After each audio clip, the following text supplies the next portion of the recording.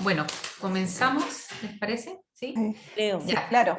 Bueno, primero quiero darle la bienvenida a Evelyn Galás, que hoy día va a ser nuestra moderadora en esta charla sobre los principales aspectos del sistema tributario chileno, y a nuestra presentadora, a Javiera Yáñez, gerente de Tax and Legal, y Carla Norambuena, abogada de Tax and Legal, que hoy día nos van a hablar de este importante tema que hemos invitado a ustedes a ser partícipe y a plantear también sus inquietudes o dudas que puedan ir apareciendo al respecto. ¿Ya? Así que también obviamente la bienvenida a nuestra directora que está ahí, a la profesora Marcela Fernández, y a la profesora Rosemary Ríos, nuestra jefa de carrera.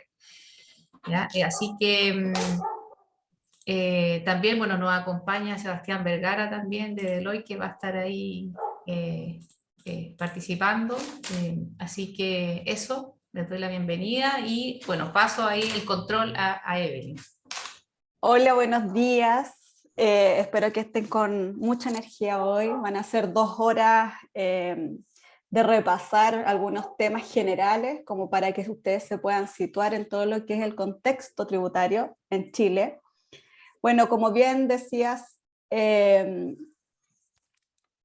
yo soy socia de Tax and Legal, está Javiera, que es exalumna de la universidad, y feliz de poder hoy día presentarles también a usted ahora desde la otra vereda, no desde alumna, sino que ya como profesional gerente de nuestra empresa. Y también está Carla Norambuena, que ella es abogada del área Tax and Legal, ambas con mucha experiencia, ¿ya? Así es que estos talleres, estas charlas las hemos hecho ya antes, ya a distintos públicos, pero la verdad es que ha sido muy buena la experiencia porque es bastante dinámico, ¿ya? Bueno, en todo lo que es el contexto que hemos tenido en los últimos años a nivel político, ha llevado y ha acarreado una serie de efectos para poder financiar una serie de medidas que se han empezado a implementar, ¿ya? Y eso ha implicado un sinnúmero de modificaciones tributarias, ¿ya? Vamos a hablar básicamente, no vamos a tocar las iniciativas tributarias que hubo para el COVID, en el periodo propiamente tal de COVID, ya cuando estuvo full pandemia, con todo lo que fue el financiamiento de los bonos, ya propiamente tal que se estuvieron dando. Hoy día vamos a hablar más bien de temas de fondo, de las últimas 2 reformas tributarias, la reforma tributaria que hizo presidente Piñera, expresidente Piñera, y bueno, perdón, en la reforma que hizo Michelle Bachelet y la reforma que hizo el presidente Piñera, ¿ya? Así es que es un mundo, ¿ya? Es un mundo, pero no se agobien, ¿ya? Porque esto va a seguir cambiando, así es que lo importante es que ustedes tengan el espectro, ¿ya? De lo que se van a enfrentar como profesionales, porque nuestra área de impuesto ilegal está siempre y constantemente en evolución, y eso es, por lo menos para nosotros que trabajamos en el área de Tax and Legal, es súper, súper llamativo, es desafiante para nuestra carrera, ¿ya? Bueno, Carla es abogada y nosotras con Javiera somos contadoras auditoras, ¿ya? Así que estamos súper puestas con la camiseta con la escuela, así que para que lo tengan presente y se sientan libres de también conseguir nuestros contactos en caso de alguna duda o lo que estimen conveniente. Bueno, los invito a los alumnos a encender sus cámaras, ¿ya? Es importante igual conocernos en este contexto que estamos online. Es bueno también exponerle a personas, no tan solo una cámara, porque ya se dificulta, así que lo invito a que puedan encender la cámara y siéntanse libres de hacer las consultas que estimen conveniente, ya sea por chat o alzando la mano, y los vamos a ir atendiendo a medida que ustedes lo requieran. Bueno, los dejo con Carla y con Javiera. Ya, muy buenos días. Como Evelyn ya nos presentó, Javiera Yáñez y yo, Carla Norambuena, vamos a hacer esta presentación de los principales aspectos del sistema tributario chileno. Como ya Evelyn señaló, vamos a ir desde el punto de vista de fondo, pues como ya también se señaló, la norma tributaria está en constante evolución, con cada nuevo gobierno hay una nueva reforma anunciada. las reformas se modifican en el tiempo que son tramitadas y hay emergencias como el COVID, como distintas emergencias naturales en Chile que también han generado distintos cambios tributarios. Y por tanto nosotros queremos presentarles el corazón del derecho tributario chileno y su aplicación para que lo puedan entender de mejor forma. Entonces, en primer lugar vamos a hacer una introducción súper somera de la introducción al sistema tributario chileno y la ley 21.210. Los aspectos generales, quiénes son los entes involucrados en todo este sistema tributario y cómo interactúan. Luego vamos a ver impuesto a la renta, en principal impuesto de primera categoría, impuesto adicional, impuesto global complementario, y también por ahí vamos a hablar de impuesto único de segunda categoría, que es el impuesto que grava las rentas del trabajo, como ya deben saber. Entonces, no sé cómo lo vamos a hacer, si tienen alguna pregunta también la pueden poner en el chat y ahí vamos a ir contestándolas desde el punto de vista legal, desde el punto de vista más contable, de acuerdo a nuestra experiencia. Así que vamos a empezar. Bueno, primero vamos a hacer una introducción al sistema tributario chileno y precisamente la ley 21.210, también llamada Ley de Modernización Tributaria, que es del año 2020, y vino a modernizar en muchos aspectos el sistema tributario y también a establecer un nuevo sistema de tributación o regímenes de tributación. Entonces, para ver el sistema tributario chileno tenemos este cuadro muy general en el cual establecemos los principales involucrados dentro del sistema tributario como contribuyentes. También está el Servicio de Impuestos Internos, el Fisco, la Tesorería y otros involucrados. Pero cuando pensamos en el derecho tributario tenemos que salirnos de qué es solo la empresa, porque se involucran distintos aspectos. Por ejemplo, yo como trabajadora dependiente también soy un ente involucrado dentro del sistema tributario chileno como contribuyente de impuesto de segunda categoría y bueno, el impuesto global complementario, además si tuviera otras rentas o por las mismas rentas del trabajo. Entonces, abajo tenemos como, de acuerdo, la base de este sistema, que es la empresa, que podría ser contribuyente de IVA como podría no serlo. Vamos a hablar un poco de eso después. Y por lo general, es contribuyente de impuesto de primera categoría.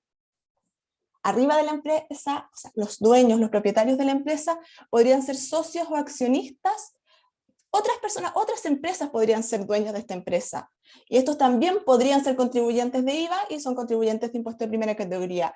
Pero también hay personas naturales que son socios accionistas. Y ellos son contribuyentes de impuesto global complementario. Traten de no perderse porque después vamos a ir a cada uno de los impuestos, así que esto es muy general.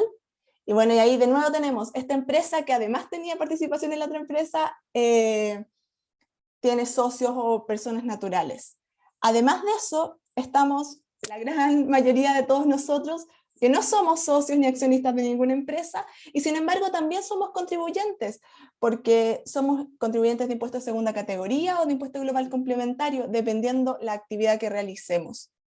Y por último, si bien estamos hablando de introducción al sistema tributario chileno, Chile no está encerrado en su mundo, sí se relaciona con el exterior, y así en esta empresa también podría haber un socio o accionista que esté domiciliado en el extranjero, y él va a ser contribuyente de impuesto adicional y podría estar en un país con convenio, como por ejemplo Reino Unido, Argentina, Brasil, Colombia, o podría estar en un país sin convenio, Alemania, Estados Unidos, que tenemos convenio pero no está vigente, así que en este momento lo tratamos como si no tuviéramos convenio hasta que esté vigente. Y bueno, y volvamos a la empresa, a la base de lo que estamos estableciendo como introducción al sistema tributario chileno. Esta empresa podría estar constituida de diversas maneras. Lo más conocido en un principio, o al menos cuando yo empecé a estudiar, estaban las empresas de responsabilidad limitada y las sociedades anónimas. Además, hay otros tipos de empresa, y entre ellas voy a destacar la sociedad por acciones, que es una sociedad de capital, pero mucho más simplificada que la sociedad anónima. Por ejemplo, puede tener solo un propietario, y por tanto tiene unas ventajas que en este minuto la hacen bastante atractiva. También hay sociedades colectivas comerciales, sociedad por comandita simple, sociedades comandita por acciones, pero son de menor incidencia que la sociedad de responsabilidad limitada, la sociedad anónima y la sociedad por acciones. Y esta empresa, como tal, va a ser contribuyente de IVA en la medida que realice ventas o servicios afectos a tal impuesto. Como ya ustedes ya deben saber, la ley de IVA grava las ventas y los servicios, así como las operaciones que asimila a ventas o servicios. Y a su vez también declara exentas algunas actividades. Entonces, no todas las empresas van a ser contribuyentes de IVA, lo van a hacer en la medida que sus actividades sean gravadas. Y, por tanto, si son contribuyentes de IVA, deberán emitir facturas o boletas afectas o no afectas o exentas de IVA. Eso es cuando realizan algunas actividades que no están, que no sean afectas o exentas. En este caso deberán declarar el formulario 29 mensual y por sus adquisiciones podrán utilizar crédito fiscal IVA, el cual se neutralizará con el débito fiscal que generen. Es un principio de neutralidad básico dentro de la ley de IVA. Y por su parte, también desde la perspectiva de renta, esta empresa podría ser contribuyente de impuesto, o sea, es contribuyente de impuesto de primera categoría y podría estar afectada a distintos regímenes. Está el régimen general de las grandes empresas, el impuesto corporativo con tasa 27%. La ley 21.210 o ley de modernización tributaria desde el 1 de enero del 2020 señala que también existe un régimen ProPyme con un impuesto corporativo un poco más bajo de 25 y otros beneficios. También hay un régimen de transparencia tributaria que es parte del régimen ProPyme pero un poco más allá y está liberado de impuesto corporativo porque es transparente, los propietarios tributan en sus impuestos finales y también tiene otros beneficios. Y también está el régimen de renta presunta que lo vamos a ver brevemente, pero ya va en retirada y de hecho está anunciado que la próxima reforma que están anunciando que van a ir a presentar al Congreso quiere acabar con este régimen. Quiero poner énfasis en un par de temas. Entiendo que los alumnos y la universidad tienen un programa de apoyo a empresas pequeñas, donde los alumnos prestan como apoyo a empresas que están en el tema de Cercotec, ¿cierto? Entonces acá es súper relevante que cuando empecemos a ahondar cuáles son los requisitos, cuáles son las obligaciones de cada uno de estos regímenes, ya lo tengamos súper clarito, porque vamos a indicar dónde ver en ese contribuyente a qué régimen aparece en el servicio de impuestos internos, y en función de eso poder orientar a esa persona o a ese contribuyente de ver si está haciendo bien su cumplimiento tributario, ¿ya? Sea en materia de IVA, de impuestos mensuales, o sea en materia de impuestos anuales. Básicamente, las pymes, bueno, y las empresas que nosotros chequeamos, porque tuvimos que hacer unas capacitaciones al Cercotec, propiamente tal, a los ejecutivos, están en régimen general, régimen de transparencia, básicamente entre esos dos se mueven, ¿ya? ¿Por qué? Porque tienen algunos beneficios que vamos a ir viendo también más adelante. Eso. Perfecto, muchas gracias, Evelyn. Y ahora nos vamos un paso más arriba, a los propietarios de la empresa. Cuando uno de los socios accionistas es persona jurídica, estará afecto a impuesto de primera categoría, hoy por su retiro y dividendo, constituyendo renta para el socio accionista. Y además, el socio o accionista, cuando es persona natural, va a tributar por las utilidades o dividendos que le sean repartidos con impuesto global complementario y deberá declarar estas rentas en el formulario 22 anual, que acabamos de terminar operación renta, que se alarga un poquito más. Y bueno, el impuesto global complementario, vamos a verlo con mayor detalle más adelante, pero es el impuesto que afecta a las personas naturales residentes domiciliadas en Chile con la renta neta global, y cuando esta exceda a los 13.5 UTA anuales. Y la tasa aumenta progresivamente, hay tasas marginales, así que las vamos a ver más adelante. Y adicionalmente, si trabajara en un trabajo dependiente o independiente, por ejemplo yo que tengo un trabajo dependiente acá con Deloitte, debo pagar un impuesto de segunda categoría, que me lo retiene mi empleador. Por su parte, si uno de estos socios o accionistas no está domiciliado en Chile, sino que está domiciliado en el extranjero, va a tributar por sus rentas de fuente chilena. Por ejemplo, por su reparto de utilidades o dividendos. Se afectará con tasa de 35%, pero hay una posibilidad de aplicar un crédito por impuesto de primera categoría pagado sobre esas rentas. Además, tienen otras normas que le aplican respecto a distintos créditos. Y bueno, y acá queríamos hacerle una visión muy, muy, muy global, y en honor al tiempo no podemos explayarnos más, pero la ley 21.210, que comenzó a regir el año 2020, y sobre todo respecto a los regímenes tributarios, el 1 de enero de 2020, reestructuró el sistema tributario por completo. Entonces, el régimen general y el régimen único general va a ser un sistema semi-integrado. Yo no sé, porque igual esto es del 2020 hacia atrás, pero por la reforma de la ley 20.780, complementada por la ley 21.889 del gobierno de Michelle Bachelet, habían dos regímenes, uno que era semi-integrado y otro, hoy se me fue la palabra con A. Atribuido. Atribuido, perfecto. Habían dos Sí. sistemas, que era el atribuido, y que fue un desastre, ¿ya? Así es simple. Y el semi-integrado, que es muy similar a lo que había antes con el tema del FUT. Se tributa en función de los retiros, no se tributa en función de la generación de la renta, ¿ya? Exacto. Que era lo que pasaba con el atribuido, que muy pocas empresas pudieron acogerse a eso por los requisitos que tenía, ya lo que generaba mucha exclusión, por lo tanto era poco aplicable.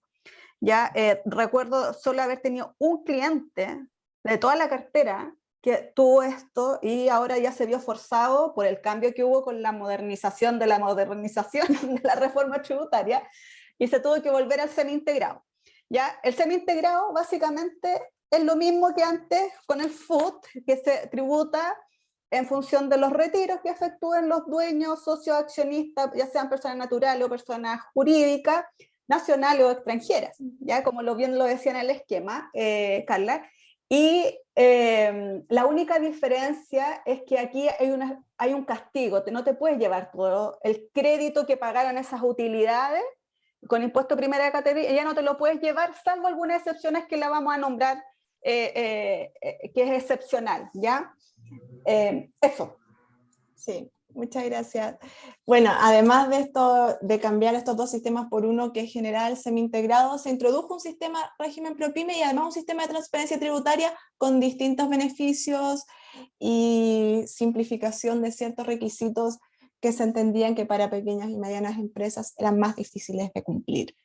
También, y creo que este es uno de los grandes focos de la ley 21.210, se amplía el concepto de gasto necesario, lo que está establecido en el artículo 31 de la ley de impuesto a la renta. En principio, se amplía el concepto general, el inciso primero del artículo 31, en la cual ahora van a poder, de manera general, ser rebajados o deducidos de la renta líquida imponible una mayor cantidad de desembolsos. No obstante, además de eso, el inciso cuarto, que establece distintos desembolsos que especialmente se van a deducir o son especialmente deducibles, incluyó nuevos desembolsos, lo cual genera mayor certeza tributaria y mayor certeza jurídica de saber qué tipo de desembolsos sí se pueden deducir, entre ellos ciertas exigencias medioambientales, desembolsos por transacciones u otros equivalentes jurisdiccionales y temas así. También aumentó, por ejemplo, respecto a qué tipo de remuneraciones se pueden rebajar. Así que bastante, yo creo que es el gran foco de la ley 21.210 a nivel de renta. Luego, desde el punto de vista de IVA, los documentos se llama Ley de Modernización Tributaria porque además de modernizar bastante el servicio de impuestos internos, ahora todo es electrónico. Y en una charla posterior podemos revisar cómo ahora todo es electrónico y antes uno tenía que ir a la oficina.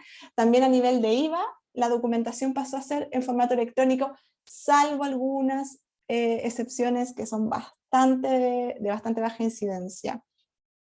Y también, por último, incluyó la obligación de las sociedades de inversión de pagar patente municipal. Esto era una lucha que incluso estaba en Contraloría, estaba en tribunales, y vino la ley a zanjar esta discusión. Las sociedades de inversión deben pagar patente municipal. Bueno, ahora vamos a hablar de las principales características de la ley de impuesto de la renta. Acá primero vamos a hablar de que el impuesto a la renta está regulado en el decreto ley 824, más conocido como ley de impuesto a la renta, o LIR, si lo ven en todos lados, que grava las rentas de fuente chilena en general y mundial para domiciliados o residentes en Chile. Por ejemplo, yo, que estoy domiciliada residente en Chile, voy a tener que tributar tanto por mis rentas que se originan en este país como en el resto del mundo. En cambio, los no domiciliados en Chile, por lo general, se tributan por sus rentas de fuente chilena. Esta norma establece una definición de renta, que es los ingresos que constituyen utilidades o beneficios que rinde una cosa o actividad, y todos los beneficios, utilidades e incrementos de patrimonio que se perciban o devenguen, cualquiera sea su naturaleza, origen o denominación. Y como ya señalé, poniéndome de ejemplo a mí, la tributación para domiciliados o residentes en Chile, uno va a tener que pagar impuestos por las rentas, todo lo que se entienda renta de acuerdo a la definición que acabo de dar, de cualquier origen. Es decir, si la fuente de entrada está situada dentro del país, trabajo para una empresa chilena, o trabajo en el extranjero, o tengo una sociedad en el extranjero, o cualquier otra causa. Y las sociedades no residentes estarán sujetas a sus impuestos sobre sus rentas cuya fuente esté dentro del país. Como ya dije, si la fuente de estos ingresos está dentro del país, no importa que el beneficiario de ellos no esté domiciliado en el país. Y así la ley de impuesto a la renta establece impuestos de categoría, algunos impuestos finales o personales, que de hecho la ley 21.010 estableció que se entendía por impuestos finales, y algunos impuestos específicos. Los impuestos de categoría, en primer lugar están el impuesto de categoría o el impuesto corporativo, el impuesto de las empresas, y también está el impuesto de segunda categoría o el impuesto a las rentas del trabajo, el IUSC. Luego están los impuestos finales, que son el impuesto adicional, cuyos contribuyentes no tienen ni domicilio ni residencia en el país, y el impuesto global complementario, que es para personas naturales con domicilio o residencia dentro del país. Luego tenemos algunos impuestos específicos. Acá, por ejemplo, pusimos el impuesto específico a la minería, que está en el artículo 64 bis de la ley de impuesto a la renta, y grava a los explotadores mineros. Y si bien, de acuerdo a lo que se está estableciendo en el Congreso, no sería impuesto, pero básicamente va a funcionar como un impuesto, se está discutiendo un royalty adicional al impuesto específico a la minería. Así que esta actividad es la que más va a tener movimiento en el próximo tiempo, porque es una discusión que se lleva bastante tiempo dando también. Sí, agregar que, sí. que dentro de la coyuntura actual y todo lo que es la convención, ya se abrió el diálogo social, ya, o sea, cualquier persona se puede inscribir. Hay una dirección, no me recuerdo si era de Hacienda o no, pero está, si lo googlean, está, donde te puedes inscribir y participar y dar tu opinión respecto de las iniciativas que se están dando en materia de impuestos, ¿ya? Lo considero bueno. Deloitte con los profesionales vamos a participar, hay un comité que está a cargo de eso y así lo están haciendo distintas instituciones, pero también se invita a cualquier persona a participar, así es que eso es súper importante que lo tengan presente porque es algo público, ¿ya? Y se está llamando al diálogo, que la verdad es que para nosotros es una buena señal, ¿ya? Eso. Sí, y como patita de eso, lo que acaba de comentar Evelyn, hay distintas instancias de participación dentro del sistema tributario, como por ejemplo cuando el Servicio de Impuestos Internos emite instrucciones sobre cualquier materia, primero la somete a un proceso de consulta en el cual cualquier persona puede establecer comentarios a una circular. Entonces, hay posibilidades para participar dentro de todo este sistema. Por ejemplo, decir como, ¿saben qué? Este párrafo que explica tal norma no está bien explicado, o no aborda tal tema que es de incidencia, y así. Bueno, respecto a los regímenes de impuestos de primera categoría, ya los mencionamos brevemente, pero vamos a volver sobre ellos. Está el régimen general, que es el sistema semi-integrado, que está en el artículo 14, letra A de la Ley de la Renta, y la tasa de impuesto de primera categoría es de 27%.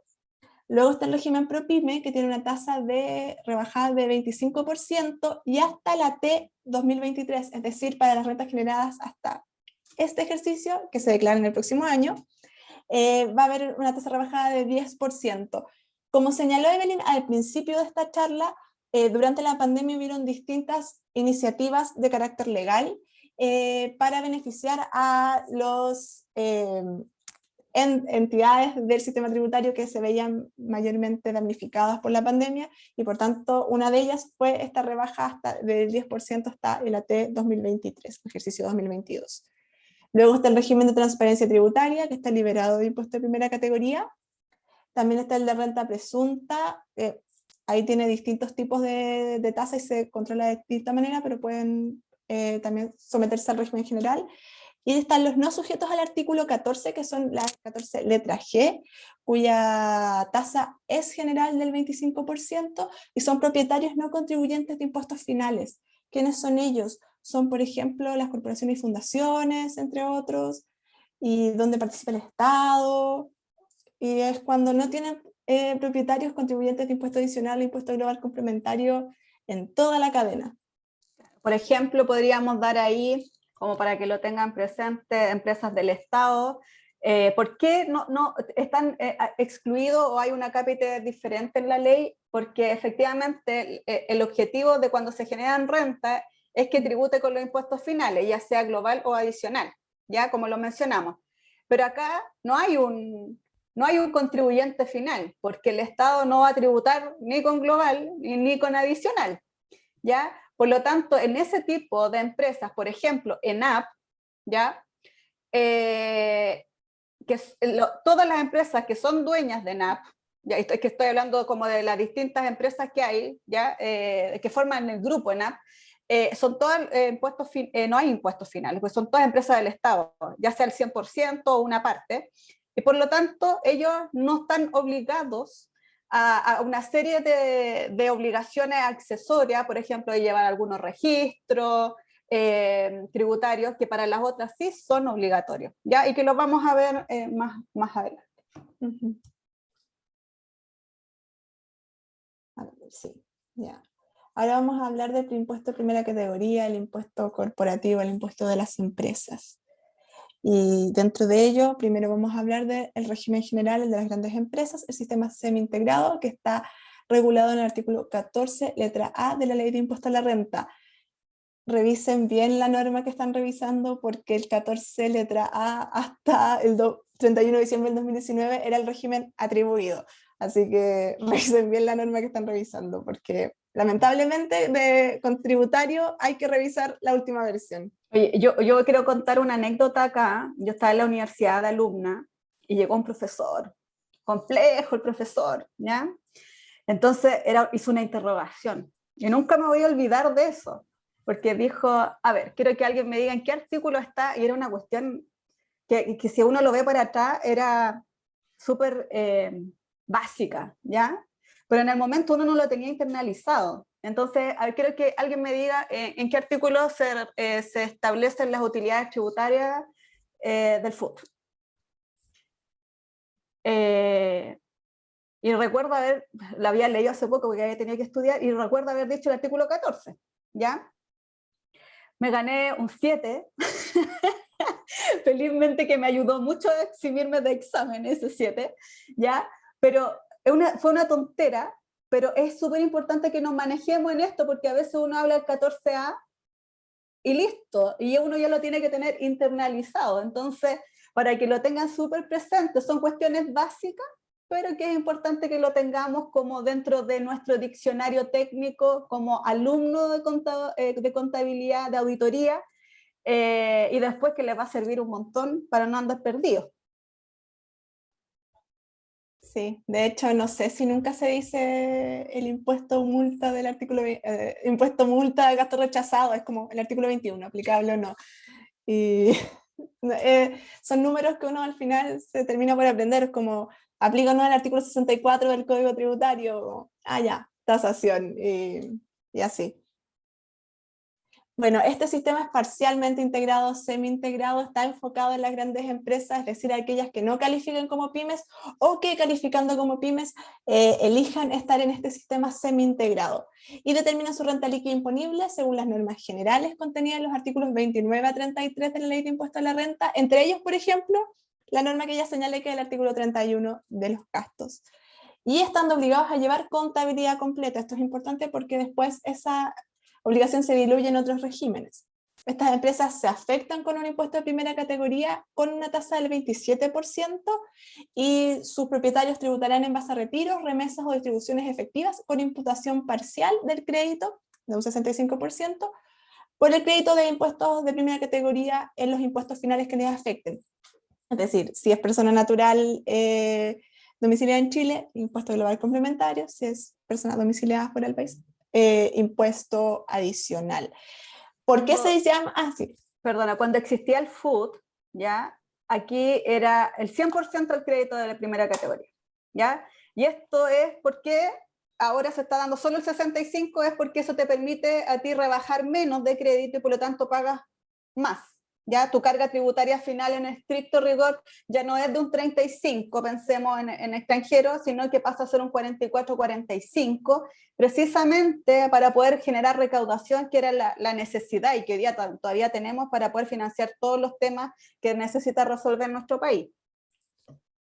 Exacto, y precisamente por lo que acabamos de comentar es que se llama parcialmente integrado, porque no podemos tomarnos todo el crédito por impuesto de primera categoría afecto a esos montos. Y bueno, está vigente desde el 1 de enero del 2020, aplicándose a los hechos ocurridos a contar de dicha fecha. ¿Por qué la norma lo señaló así? Porque la norma se promulgó después del 1 de enero del 2020. Pero como se declaraba el próximo año, pudieron hacer esta norma con efecto de alguna manera retroactivo.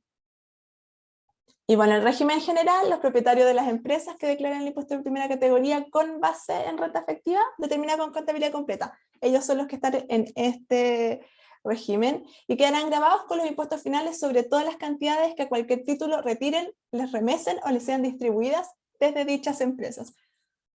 Que es retiren, remesen o les sean distribuidas va a depender del tipo de contribuyente, del tipo de sociedad que es. Y la excepción son los ingresos no constitutivos de renta, rentas exentas de impuestos finales, rentas con tributación cumplida o devoluciones de capital y sus reajustes. Y respecto a rentas con tributación cumplida, por ejemplo, son los que se afectaron con el impuesto único sustitutivo, que estuvo ya en la reforma anterior, la 20.780, y luego simplificada, y la 21.210 que estableció un nuevo proceso de impuesto sustitutivo. Y ya, sí, ya estamos en mayo, ya se terminó. Bueno, los requisitos para ser parte de este régimen es el régimen general para los contribuyentes de primera categoría, cuyos propietarios son contribuyentes de impuestos finales. Afecta principalmente a las grandes empresas. Entonces, para quienes no cumplan con los requisitos para el régimen ProPyme.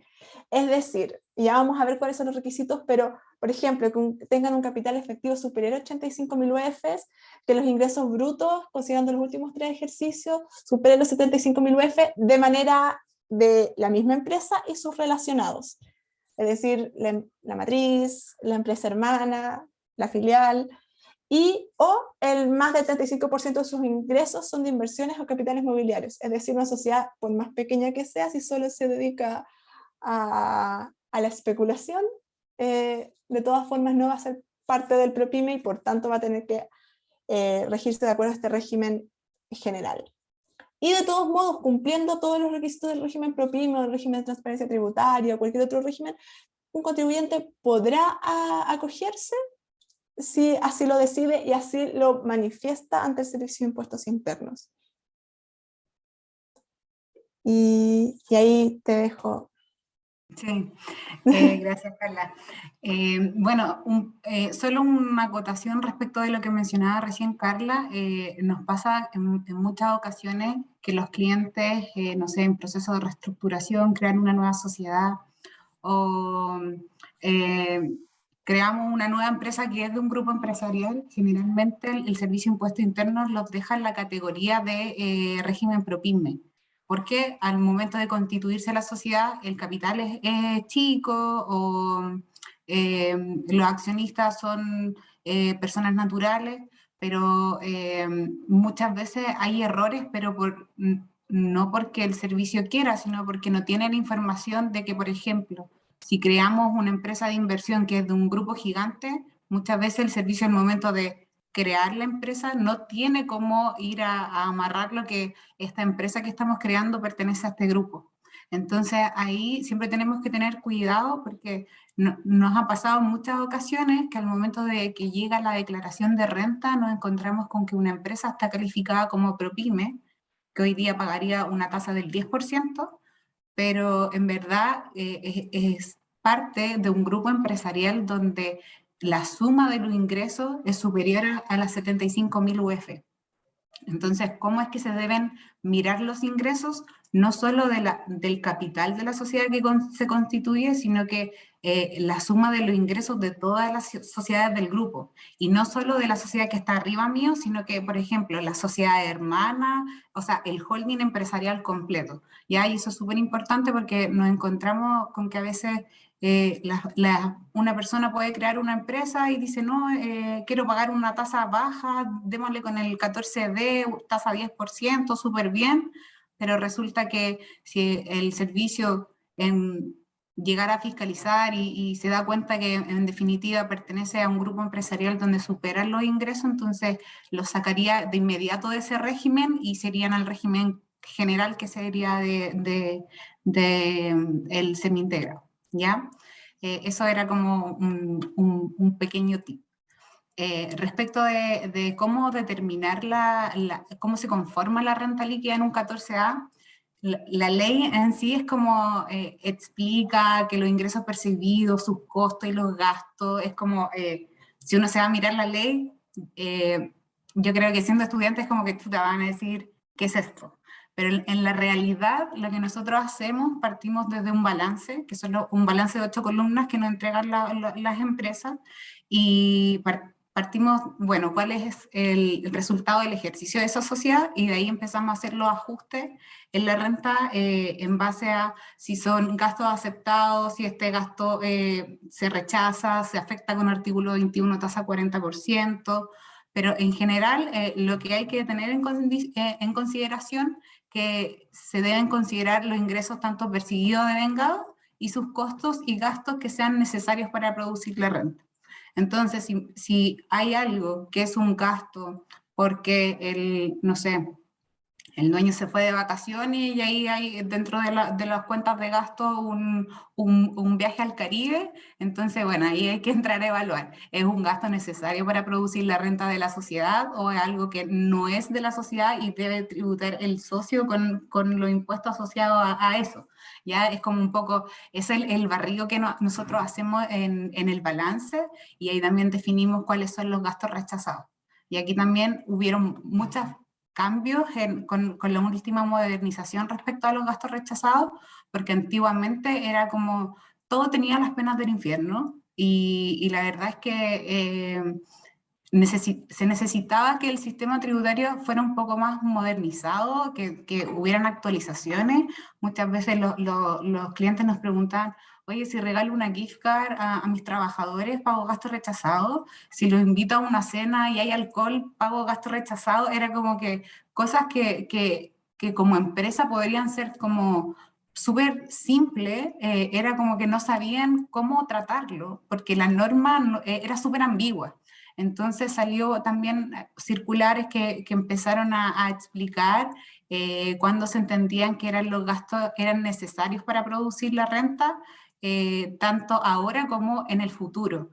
Y en ese sentido, por ejemplo, se establece que si hay gastos que vienen a tener un buen ambiente laboral, por ejemplo, o sea, si yo hago una fiesta de fin de año para todos mis trabajadores, se entiende que lo estoy haciendo con el ánimo de que le demos adelante, que los trabajadores estén con buen ánimo para trabajar. Entonces, como que todas esas cosas que antes se podía dudar si se aceptaba o no el gasto, hoy día es más flexible y se puede aceptar ese gasto.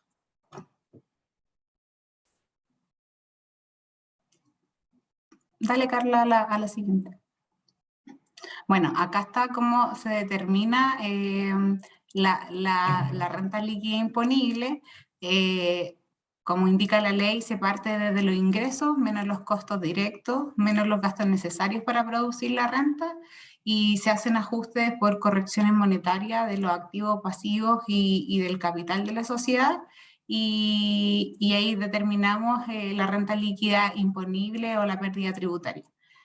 Como les mencionaba, partimos nosotros desde del balance que nos entrega la sociedad, y ahí empezamos nosotros a hacer algunas preguntas, como que si el ingreso se percibió este año o no, si, no sé, respecto de los costos, si, de qué forma los determinan. Muchas veces hacemos como preguntas desde el aspecto contable, como ya, si tú, ¿en qué minuto generaste este ingreso? Ya, y después, no sé, no, es que primero lo provisioné, después lo llevé a ingreso, como que lo que nosotros tratamos de hacer es que un poco los contadores de la empresa nos expliquen a nosotros como cómo llegó a ese balance y qué es lo que nos están entregando.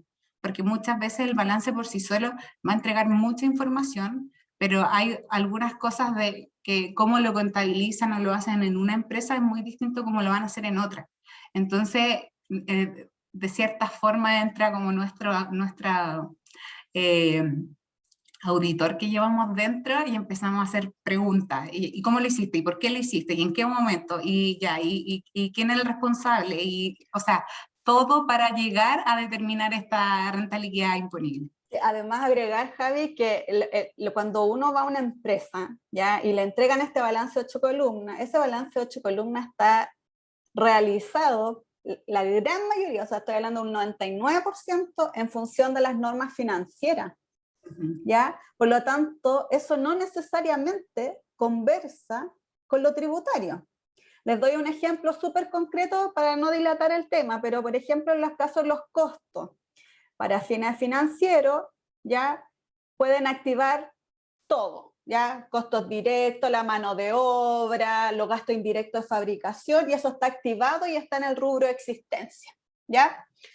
Pero para fines tributarios, los gastos indirectos de fabricación no son activos, son gastos del periodo. Y por lo tanto, eso, si yo tuviera que hacer dos balances, yo en uno no tendría resultado, pérdida por los gastos indirectos de fabricación, y en el tributario sí tendría una pérdida por aquellos gastos tributarios no directos o de la producción propiamente tal, porque eso no estarían activados, ¿ya?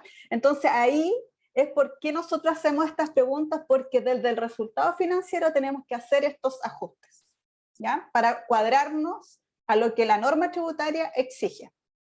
Claro. Y también nos pasa que vemos distintos tipos de empresas. Puede ser del rubro retail, puede ser del rubro de minería, empresa de producción, entonces, o una empresa de inversiones. Entonces, cada una tiene sus distintas formas de contabilizar, y lo que encuentre en un balance en una sociedad va a ser muy distinto a lo que encuentre en la otra. Entonces, es por eso que nosotros siempre... siento que como lo expresa la norma, tal vez al momento de ustedes mirarlo y leer la ley, tal vez van a decir, no entiendo nada, pero cuando lo van y lo revisan en la práctica, es sumamente distinto, porque lo que nosotros buscamos es primero poder entender ese balance. ¿Qué es lo que están haciendo? ¿Cuáles son sus ingresos? Hacer también cuadraturas versus lo que la sociedad te está indicando que tiene como ingreso versus lo que el Servicio de Impuesto Interno dice que la sociedad tiene como ingreso de acuerdo a sus formularios 29. Entonces, hoy en día tenemos muchos cruces de información que podemos hacer, también de los dividendos, por ejemplo, con declaraciones juradas que son accesoria a la declaración de renta, y podemos hacer ciertos cruces de información para determinar cuáles son los ingresos, cuáles son los costos, cuáles son las remuneraciones que pagó la sociedad. Hay distintos como análisis que podemos hacer para lograr determinar cuál es la renta líquida de esa sociedad. Vamos, Carla, a la siguiente. Ya.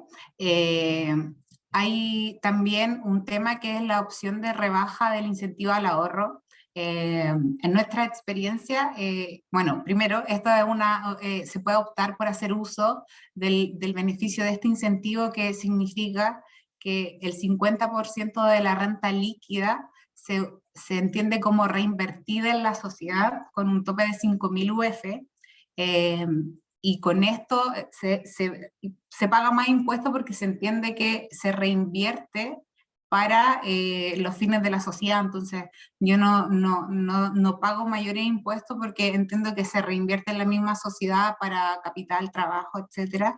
Pero sí nos ha tocado que las empresas que se van por esta opción de rebaja del incentivo al ahorro sí o sí son fiscalizadas por el Servicio de Impuesto Interno, porque de cierta forma estamos pagando menos impuestos de los que nos debiesen haber correspondido. Entonces, para eso siempre el Servicio de Impuesto Interno va a hacer una alerta y va a decir, ok, venga, lo voy a revisar porque por qué razón está haciendo uso de este beneficio y si cumple con los requisitos o no para hacerlo. ¿Ya? Otro tema que está dentro de esta... De las propuestas que hizo en pandemia el Estado, el tema de la opción de anticipar el impuesto de primera categoría a sus contribuyentes de impuestos finales. Por ejemplo, si la sociedad no está pagando impuestos, o lo que está pagando era muy poco, y yo quería hacer un retiro de dinero, y para que yo no pagara tanto y tuviera crédito, está la opción de que entonces la sociedad pague más impuestos para que yo pueda usar más crédito. O sea, si me preguntan si es conveniente o no, creo que no. No ha pasado con muchos clientes que lo hemos evaluado y finalmente no lo hemos utilizado, porque al final y al cabo significa salida de dinero, sacar plata del bolsillo para ir a pagar, para yo como propietario pague menos impuestos. ¿Ya? Y otro tema súper relevante para en los términos de la declaración de renta, nosotros no solamente para abril llenamos el formulario 22 como tal, sino que también tenemos que desde marzo hasta julio empezar a hacer ciertas declaraciones juradas que son, por así decirlo, anexos al formulario 22. Hay declaraciones juradas de el balance, o sea, en una declaración jurada nosotros tenemos que informar cuál es el balance que la sociedad está utilizando para esa declaración, la declaración jurada de la renta líquida, que detalle cada uno de los ajustes en la renta líquida que la sociedad, de los ajustes que efectuó la sociedad. Por ejemplo, otra declaración jurada súper importante, que es para grandes contribuyentes, la 1913, que es un cuestionario como tal, que pregunta si tuviste reorganizaciones durante el año, quién toma las determinaciones en la sociedad, si se utilizan instrumentos financieros.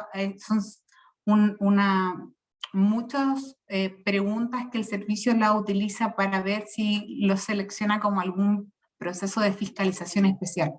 ¿Ya? Y esto también se cruza con la declaración jurada de precios de transferencia, que es para las empresas grandes que tienen transacciones también en otros países.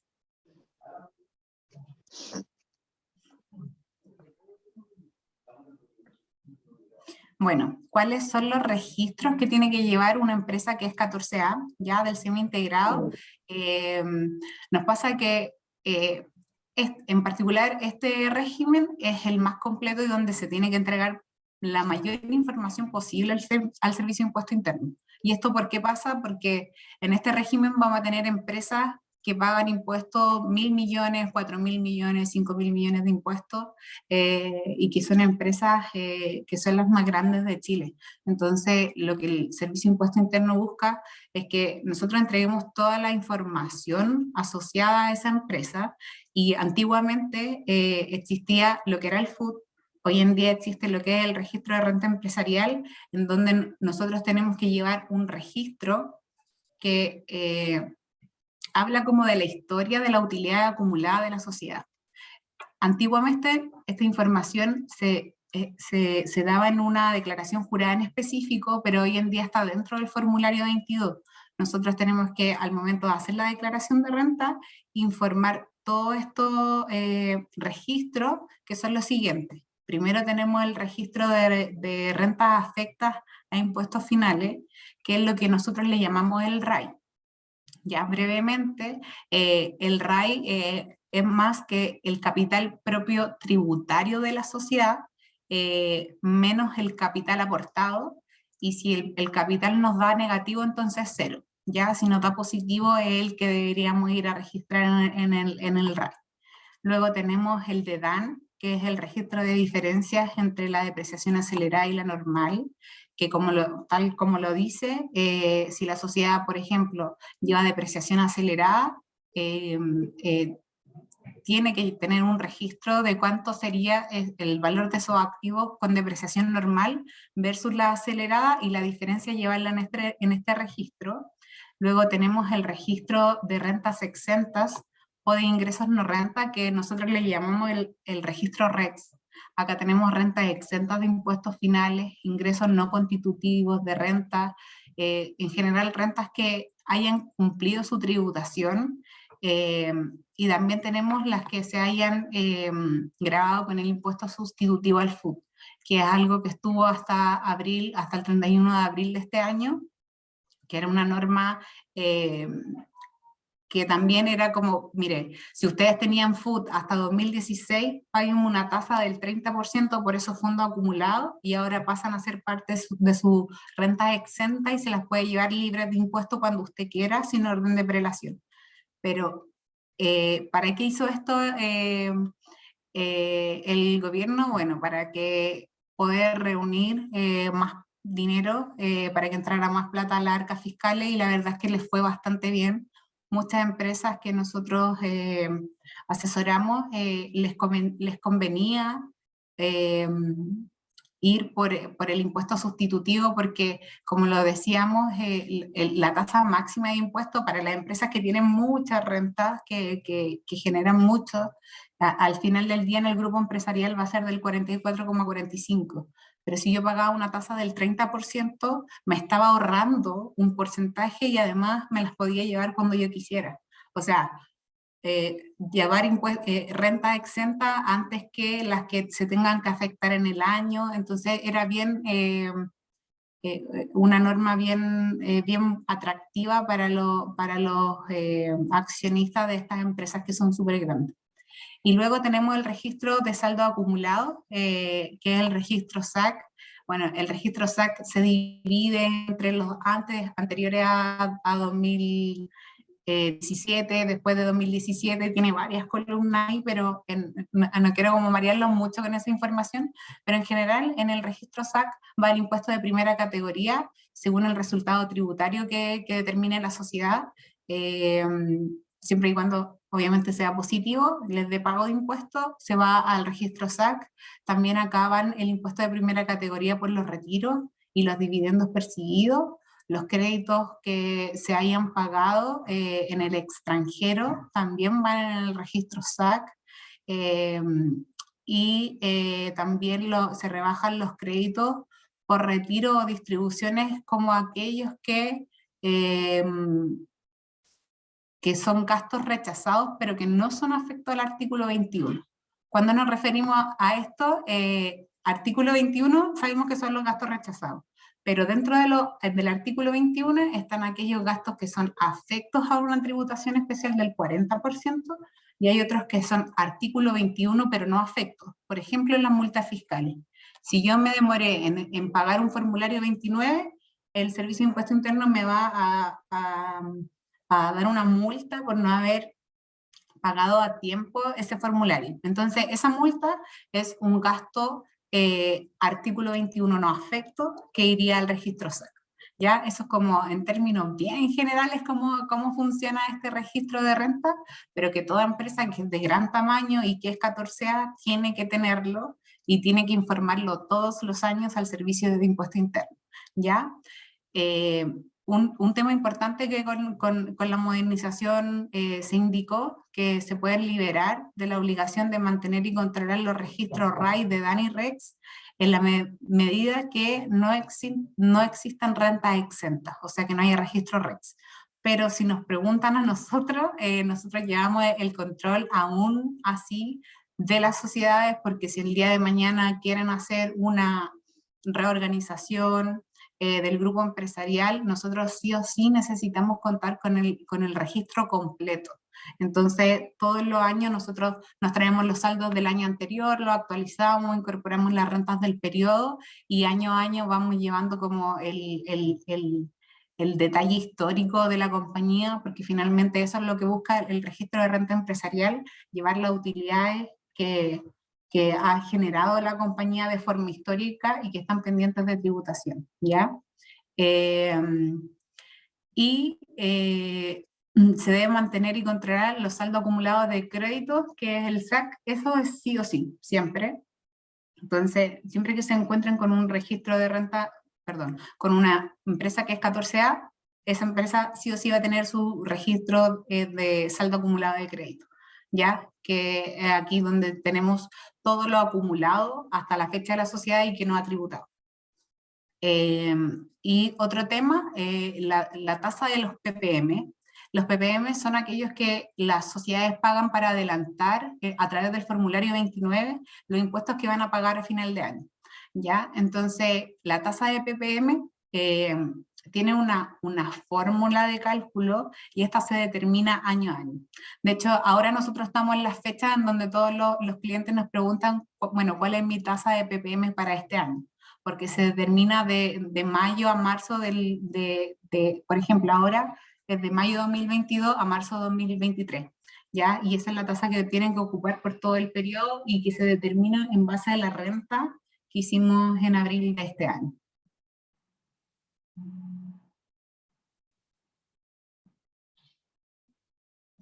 Solo agregar, Javi, que ese periodo es periodo de declaración, ¿ya?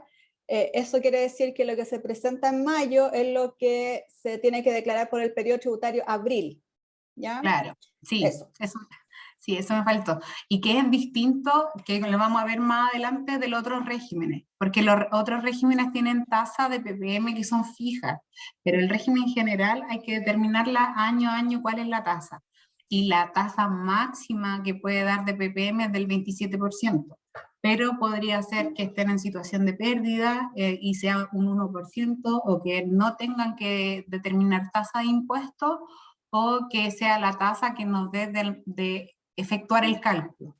Por lo tanto, siempre tener en consideración que en el régimen general la tasa de los PPM se determina año a año, ¿ya? Y no así como en los otros regímenes, que puede ser una tasa específica y fija.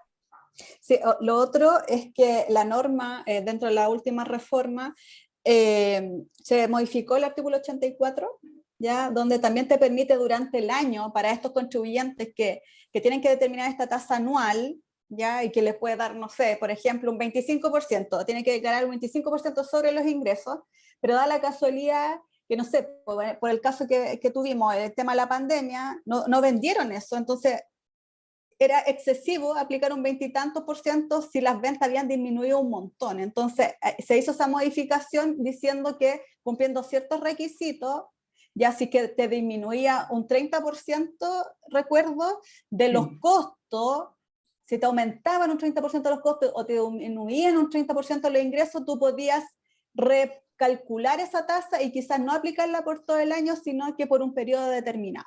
Ya siempre sujeta a que el Servicio de Impuesto Interno te pueda fiscalizar y tengas que probar que efectivamente se dan las condiciones para tú disminuir esa tasa. ¿Ya? Eso. Bueno, y acá finalmente, respecto de cómo tributan los propietarios, ya se lo habíamos adelantado, el propietario no va a tributar en el año, a no ser que haga retiro desde la sociedad que participa, ¿ya? Y cuando esto ocurra, entonces que como es un sistema semi-integrado, no se va a llevar el 100% de crédito, sino que solo el 65%. Esto con la finalidad que se busca que las personas que más ganan plata en Chile puedan tributar más, eso era lo que buscaba la norma. Entonces, en este régimen solo se va a tributar cuando ya haga un retiro desde la sociedad y no porque sí, como pasa en los otros regímenes. Entonces, siempre tener eso en consideración. Y otro tema súper importante que el Servicio de Impuesto Interno incluyó, que ahora ellos puedan verificar que los retiros y las distribuciones de dividendos no sean desproporcionales al capital. Por ejemplo, si yo, Carla y Evelyn participamos las tres en una sociedad, no me puedo llevar solamente yo el 100% de los retiros que quiera efectuar en el año sin que no haya una razón de negocio para hacerlo.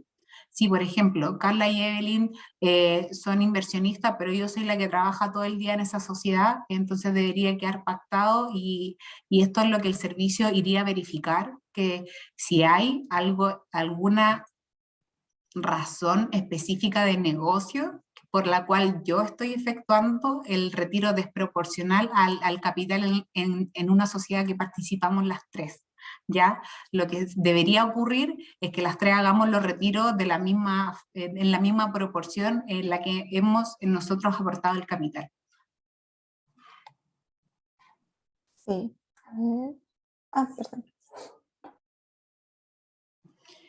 Ya, y la imputación, bueno, esto era lo que les mencionaba recién, que la imputación parcial es de los créditos contra los impuestos finales,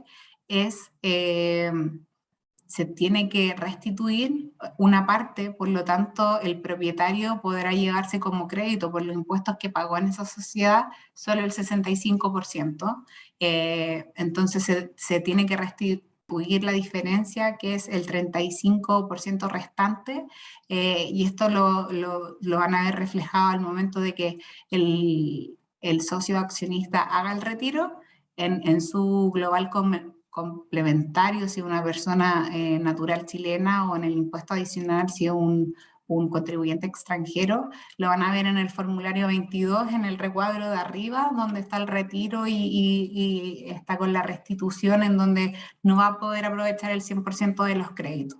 ¿Ya? Y estos créditos se controlan en el registro SAC, como le había mencionado anteriormente. Y bueno, ¿y cómo saber si un contribuyente está sujeto a tal o cual régimen? Es entrando en el Servicio de Impuestos Internos, una vez entrando con el RUT y la clave de cada contribuyente, irá mi sí, que lo pueden ver ahí, no sé si me ve Sí. el mouse, y acá abajo, o sea, en la parte derecha de la pantalla va a aparecer régimen general semi-integrado 14A, va a aparecer PYME, va a aparecer transparencia tributaria, de acuerdo al tipo de régimen que tiene. Bueno, y ahora vamos a hablar un poco más del sistema ProPyme de transparencia tributaria, que como ya señalamos es bastante nuevo, está desde el 1 de enero del año 2020, y viene a establecer ciertos beneficios y algunos a las pequeñas y medianas empresas. Y también tiene requisitos que son copulativos y también son bastante limitantes para que no haya una división de muchas sociedades para cumplir con los requisitos y aprovechar los beneficios. Y por ello, como señaló Javiera, uno va a tener que observar todo el holding, todo el grupo empresarial para observar si una sociedad puede o no acogerse a este régimen. Y para ayudar a su financiamiento, también la ley 21.210 estableció algunos otros beneficios o otros aspectos, como por ejemplo, que hay un informe de la situación tributaria que podría entregar el Servicio de Impuestos Internos a cada pyme para que ésta obtenga el financiamiento u otros fines. Tal vez en alguna charla más adelante vamos a poder hablar sobre el ciclo de vida del contribuyente y por tanto vamos a ver todos estos aspectos de manera procedimental. También regula la certificación de acuerdos entre Corfo y las pymes, de manera de regularlo mejor, de poder observarlo mejor, y de que también las pymes tengan una mayor soporte para sus acuerdos. Y por último, se va a entender, como ya señalamos, hay que ver todo el holding empresarial, cuando hay entidades que participen o financien las pymes con el fin de emprendimiento, tanto en innovación tecnológica o emprendimiento, se entenderán que no están relacionadas con las pymes para la observancia de los requisitos que vamos a señalar a continuación. Y primero vamos a hablar del sistema ProPyme, que es como la primera puerta. Una vez cumpliendo con el sistema ProPyme y cumpliendo con requisitos extra, se va a poder acceder al régimen de transparencia tributaria. A los aspectos generales de este régimen, es enfocado en la micro, pequeños y medianos contribuyentes que determinan su resultado tributario como norma general en base a los ingresos percibidos y a los gastos pagados. Vamos a ir un poco más sobre ello más adelante, y va a tener una tasa de impuesto de primera categoría de 25%. Ese es ya un primer beneficio que ya vamos a ver, pero es de un 25% versus el 14 letra A o el sistema general, que es de un 27%. Es decir, ya empezamos y ya es más beneficioso para la empresa y sus propietarios. Y adicional a eso, producto de la pandemia, la ley 21.256 va a ser de un 10% hasta este ejercicio, es decir, el año tributario siguiente. Y los propietarios van a tributar en base a los retiros, remesas o distribuciones efectivas con imputación total del crédito de impuesto de primera categoría con los impuestos finales que les afecten. Otra diferencia con el sistema general que tiene una imputación parcial de hasta el 65%, acá es total, hay una integración total. Y están obligados a llevar contabilidad completa, pero con la opción de llevar una simplificada, es decir, tienen que llevar contabilidad, pero van a poder simplificarla un poco si así lo requieren. También, como señaló Javiera, a veces es mucho mejor llevar todos los registros que se necesitan, todos los números, para contabilizarlo mejor. Bueno, los requisitos son copulativos, es decir, no basta con cumplir solo uno de ellos, hay que cumplir la totalidad. Y primero, que el capital efectivo al momento del inicio de sus actividades no exceda 85.000 UF. Eso va a ser a la conversión del momento en que se inicien las actividades, lo va a tener que determinar el servicio. En segundo lugar, es que el promedio anual de los ingresos brutos percibidos o devengados del giro, considerando los últimos 3 ejercicios, en la cual se ejerza la opción, esto es para el caso de personas que optan para entrar al sistema, no sea superior a 75.000 UF. Y tiene que mantener dicho promedio, porque ya vamos a ver qué pasa cuando no mantienen ese dicho promedio, básicamente no cumplen algunos de estos 3 requisitos, y deben asumirse los ingresos brutos de las empresas o entidades relacionadas. Y acá de verdad, sé que va a ser tercera o cuarta vez que lo decimos, pero tiene que ver todo el holding, no solamente la matriz, no solamente la filial, las sociedades hermanas, las personas naturales que podrían estar relacionadas. Ahí la norma, bueno, el Servicio de Impuestos Internos sacó una circular explicando con esquemas esto para que nadie se equivocara al contar y al sumar las empresas relacionadas para cumplir con este requisito.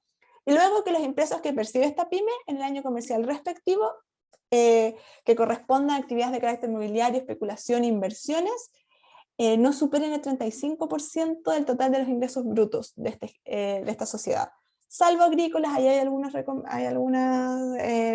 excepciones, es decir, una sociedad que sea meramente especulativa no va a poder entrar por más que sea pequeña y tenga 100 UF de capital, no venda nada, no tenga sociedades relacionadas, si es solamente inversiones, tampoco va a poder entrar. Y bueno, los principales beneficios ya los habíamos estado adelantando, pero ahora lo vamos a ver de manera más esquemática. Primero va a haber una propuesta de declaración del servicio a la empresa en base a la información del registro de compras y ventas, y va a ser complementable por el contribuyente, es decir, no está cerrado, no, lo que diga el servicio va a ser precisamente lo que obligatoriamente va a tener que declarar el contribuyente. La tasa va a ser rebajada, va a bajar de un 27, que es la tasa general, a un 25, y hasta este ejercicio de un 10%. No va a aplicar corrección monetaria, que eso puede afectar mucho a algunas empresas. Aplica depreciación instantánea de su activo fijo en el mismo ejercicio que sean adquiridos o fabricados. En cambio, el sistema general va a haber de acuerdo al artículo 31, o algún régimen excepcional, pero siempre va a ser excepcional, esta norma es permanente. Sus existencias o insumos existentes al término de giro se reconocen como gasto de egreso. Y por último, determina la base imponible de manera bastante simplificada. Javiera nos va a explicar un poco más sobre eso un poco más adelante. También está liberada de mantener registros de rentas empresariales siempre que no genere o perciba rentas a controlar el registro REX. También es muy parecido a lo que señaló ya Javiera. Y en caso de generar o percibir rentas a controlar en este registro de rentas exentas y desea continuar con la liberación de llevar estos registros empresariales, de rentas empresariales, pueden emitir documentos tributarios electrónicos que den cuenta de estos movimientos patrimoniales. Es decir, de todas formas tienen una oportunidad de no llevar estos registros de rentas empresariales. No aplica orden de imputación para retiros, remesas o distribuciones de utilidades a propietarios en la medida que no genere o percibe rentas a controlar en el registro REX. De nuevo, otro beneficio, y bueno, va a determinar un capital propio tributario de manera mucho más simplificada que el régimen general, y también ya lo señaló Javiera, pero va a utilizar tasas fijas de PPM. Transitoriamente hubieron algunas disminuciones aún más, pero también van a ser bastante más bajas que en términos generales que declararlos año a año, y además va a reducir ese trámite de determinarlos año a año. Y la tasa fija va a determinar de acuerdo a los ingresos, si son más de 50.000 UF o menos de 50.000 UF. Y bueno, solo señalar que al momento de hacer la declaración del formulario 29, el Servicio de Impuestos Internos propone cuál es la tasa que le aplica. Ahora transitoriamente estamos con la tasa del 0,125 para aquellos que no exceden los ingresos de las 50.000 UF, y para aquellos que exceden las 50.000 UF, por ahora transitoriamente la tasa es del 0,25. Entonces, como el Servicio de Impuesto Interno, a través del registro, a través de los formularios 29 y los registros del libro de compra y venta que está de forma electrónica, ellos les aparece inmediatamente cuál es la tasa que debiesen aplicar. Ahora, si la sociedad tiene pérdida, no ha generado ingresos, entonces no les va a aparecer tasa, y eso no estaría mal, solo que la sociedad, como al estar con pérdida, estaría bien suspender los PPM, o si en caso de que sea reiterativa la pérdida hace mucho tiempo. ¿Ya? Pero en general el Servicio de Impuesto Interno en el formulario 29, cuando van a declarar el impuesto mensual, les da la tasa que les debiese aplicar, ya que sería por ahora del 0,125 o del 0,25. Muchas gracias, Javi. Y ahora ya que vimos los principales beneficios, vamos a hablar de las principales obligaciones que de todas maneras tiene una sociedad afectada al régimen ProPyme. En primer lugar, quedarán afectos los impuestos finales conforme a las reglas generales. No se salvan de los impuestos, solo que tienen mayores beneficios. Deberán llevar contabilidad, ya sea completa o simplificada, de acuerdo a la opción que tome cada contribuyente, pero tampoco se liberan de llevar contabilidad. También deberán presentar la declaración anual de renta, y deben presentar las declaraciones juradas 1948 y otras que les resulten obligatorias. Y bueno, respecto a la determinación de la renta, de la base imponible, Javiera nos va a señalar más detalles. Sí. No ha pasado que muchas veces nos preguntan si estas empresas tienen que llevar o no contabilidad, porque de hecho cuando hacíamos la presentación a la gente de la Corfo, nos decía, nosotros les pedimos balances y no los tienen. Entonces pasa que estas sociedades pueden determinar con contabilidad completa, pero tienen la opción de llevar contabilidad simplificada. ¿Y esto qué significa? Que sea según los ingresos percibidos y los gastos pagados. O sea, si, por ejemplo, algo básico, el pago de la luz de diciembre se hace en enero, entonces eso queda para el otro año, porque el gasto no fue pagado en diciembre, sino que se paga en enero del otro año. Entonces acá solo es ingreso percibido y gasto efectivamente pagado, ¿ya? que se entenderá por... se me fue a la otra... Perdón, ya. Los ingresos percibidos durante el ejercicio que provengan de las operaciones de ventas, de exportaciones, prestaciones de servicios afectas, exentas o no grabadas, como también todo otro ingreso relacionado a la actividad. O sea, cualquier ingreso que yo perciba debe tributar, y por otro lado, que voy a considerar como ingreso todo lo pagado o sea, realmente pagado, efectivamente pagado por conceptos de compra, de importaciones, de prestaciones de servicios, de remuneraciones, honorarios, y también serán egresos las pérdidas de arrastre. Ya, cuando nosotros hacemos la renta líquida en una sociedad que es del régimen general, la pérdida que genera en el año, al año siguiente, yo la puedo deducir, pero actualizada. ¿Ya? Acá se entiende que la pérdida que yo genero se considera como un egreso del año, ¿ya? Y también aquellos deudores incobrables que ya sé que no van a proceder con el pago, también se van a considerar como un egreso del ejercicio, ¿ya? Es como súper fácil, por así decirlo, la manera en que se determina la tributación de esta empresa, y el servicio, de acuerdo a los registros de compra y venta, como ellos tienen todos los ingresos y los egresos por los formularios, perdón, por las facturas y boletas y las exportaciones que se efectúan, entonces va a dar una propuesta, pero nos hemos encontrado con que a veces esa propuesta contiene errores. No ha pasado que en renta, no sé, da algo negativo y no deja manipular como los códigos o poner los números negativos. Nos hemos encontrado con algunos problemas, pero en general debiese ser simple, ya, porque es solo ingresos y egresos del periodo. Ahora sí, a la siguiente Sí, slide. perdón. No hay problema. Sí, bueno, hay un procedimiento para acogerse al régimen ProPyme que en primer lugar está a cumplir con las condiciones al momento de inicio de actividades y no optar por otro régimen. Claramente, en este caso, y como también ha señalado Javier antes, es respecto al capital de la sociedad, porque los otros requisitos es muy difícil verificarlos en un inicio de actividades. Y por tanto, muchas empresas que, si bien después van a ser excluidas, quedan en principio de acuerdo a servicios de impuestos internos como ProPyme debido a eso, a que el capital es bastante bajo. Luego hay otra opción, que es cuando estás en otro régimen, que es optar por acogerse a este sistema entre el 1 de enero y el 30 de abril del año en que se incorporen.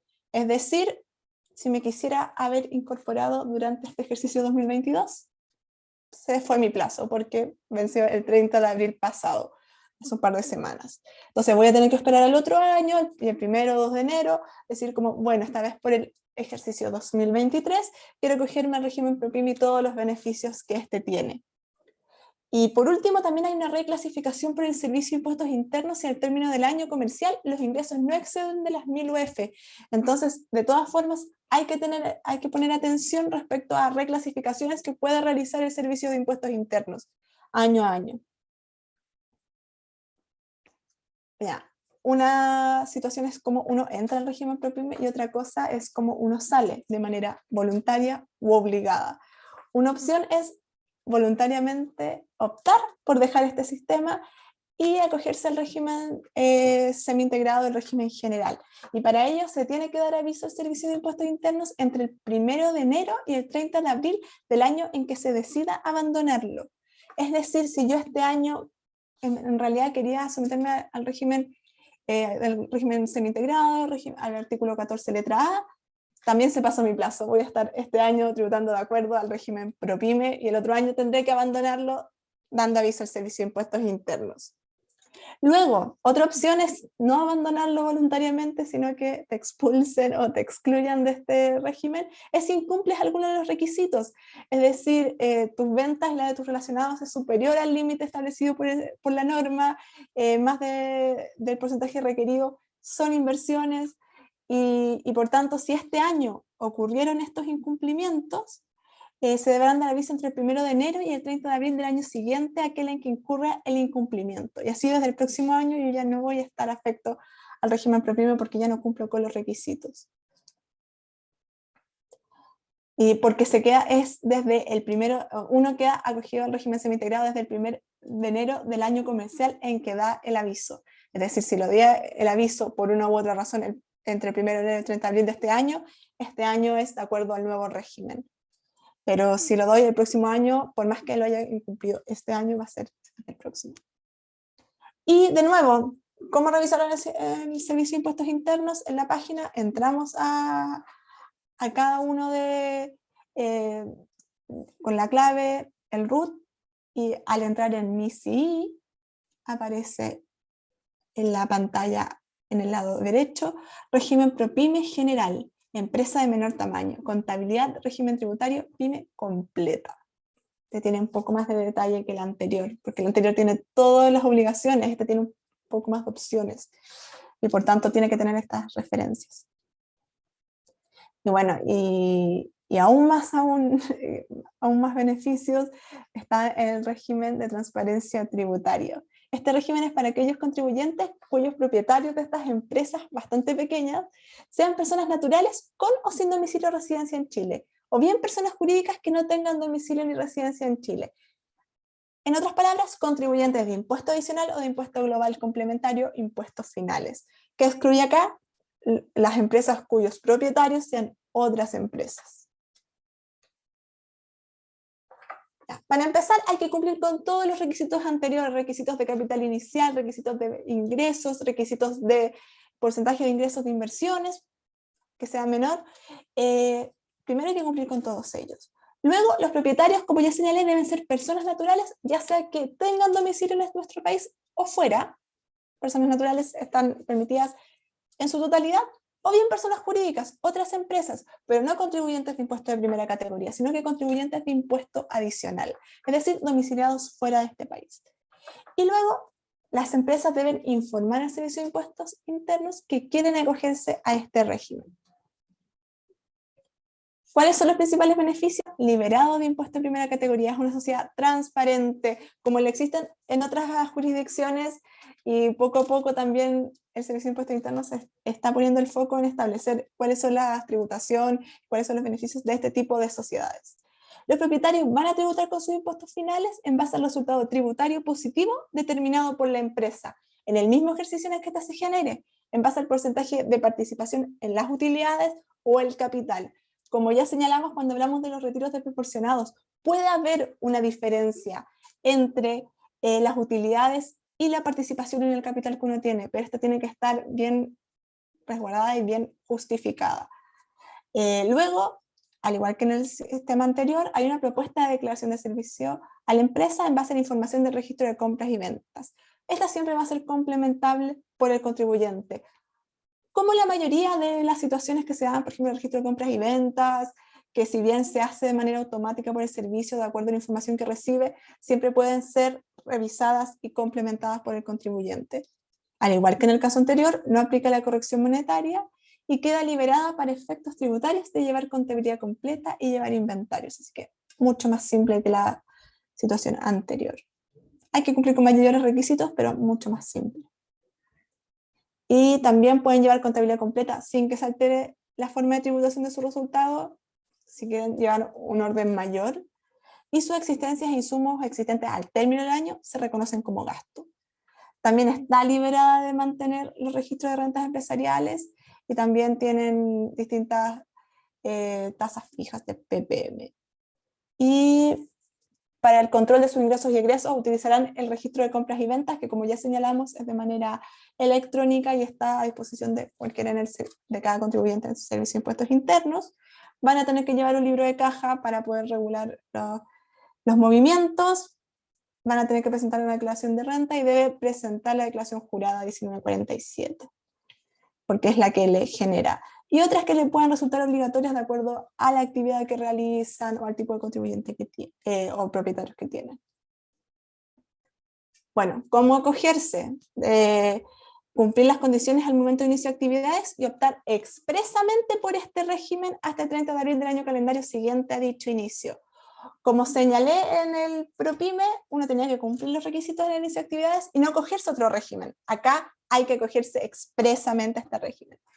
Y si uno cumple los requisitos después de haber iniciado algunos ejercicios, las actividades y el giro comercial, y cumples con los requisitos para estar en el sistema de transparencia tributaria, uno puede optar por acogerse entre el 1 de enero y el 30 de abril del año en que se incorporen.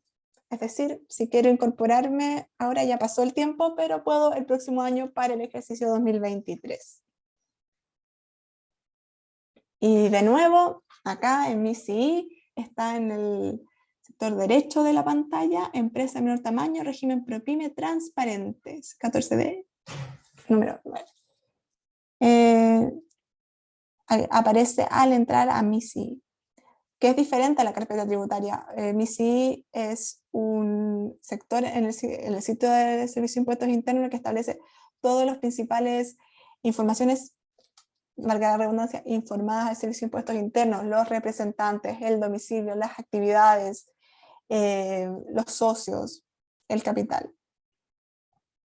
Bueno, y acá vamos a pasar muy someramente por lo que es el régimen de renta presunta, pues ya señalamos, cada vez menos contribuyentes se acogen a él, y dentro de las posibles, que uno no sabe cómo van a terminar siempre las reformas tributarias, pero uno de los posibles elementos a incluir en una próxima reforma tributaria, de acuerdo a lo que se ha señalado, es acabar con el régimen de renta presunta, que es para contribuyentes muy específicos: pequeña minería, pequeña agricultura, transporte, y permiten llevar una contabilidad simplificada, pagar impuestos en base a renta presunta, por ejemplo, un porcentaje del avalúo fiscal, la tasación de vehículos, entre otros.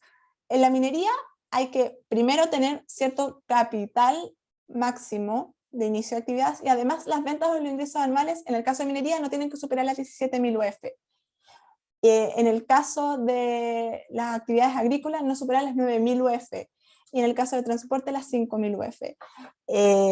¿Cómo se conforma la base imponible? Va a ser una tasa aplicada sobre las ventas. En el caso de la minería va a depender de acuerdo al precio promedio de la libre de cobre, va a estar entre el 4 y el 20%. En el caso de la actividad agrícola es mucho más sencillo, es un 10% del avalúo fiscal del predio, con algunos requisitos y algunas excepciones. Y en el caso de las actividades o los contribuyentes dedicados al transporte, va a ser un 10% del valor corriente en plaza del vehículo empleado.